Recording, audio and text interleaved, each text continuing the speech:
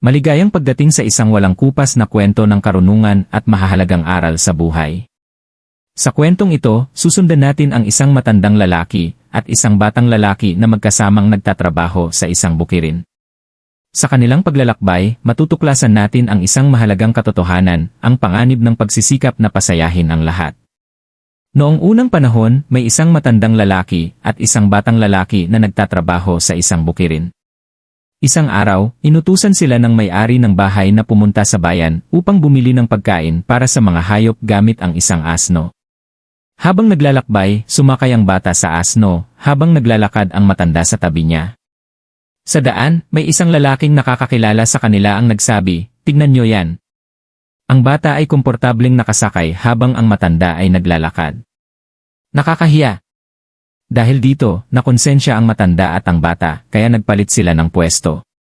Ngayon, ang matanda ang nakasakay at ang bata naman ang naglakad. Makalipas ang ilang saglit, may isang babaeng nakakita sa kanila at sinaway ang matanda, "Wala ka bang awa? Pinapayagan mong maglakad ang bata habang ikaw ay nagpapakasarap sa pagsakay." Muli silang nahiya at nagdesisyong pareho na lang silang maglakad. Nang dumaan sila sa isang tindahan upang uminom ng tubig, natawa ang tindero at sinabing, "Bakit kayo naglalakad gayong may asno kayong masasakyan?" Napaisip sila at napagpasyahang pareho silang sumakay sa asno. Maya-maya, may isang grupo ng mga tao ang dumaan at sinaway sila, "Wala kayong awa. Sobrang bigat niyo para sa kawawang asno." Dahil nalito na sila, naisip nilang buhatin na lang ang asno sa kanilang balikat. Hirap na hirap sila habang naglalakad hanggang sa makarating sila sa isang makitid na tulay sa ibabaw ng ilog. Ngunit dahil sa bigat ng asno, nadulas sila, nabitawan ito, at nahulog ang asno sa ilog at nalunod. Nakita ito ng mga tao at muli silang pinagtawanan dahil sa kanilang kahangalan. Ano ang aral? Sa buhay, maraming pagkakataon kung saan pipilitin kang sundin ang kagustuhan ng iba. Ngunit kung palagi kang susunod sa sinasabi ng iba, maaaring mawala sa iyo ang tunay na mahalaga. Hindi mo kayang pasayahin ang lahat, at hindi mo kailangang baguhin ang sarili mo para lang matanggap ng iba. Ikaw ay sapat na kung sino ka man.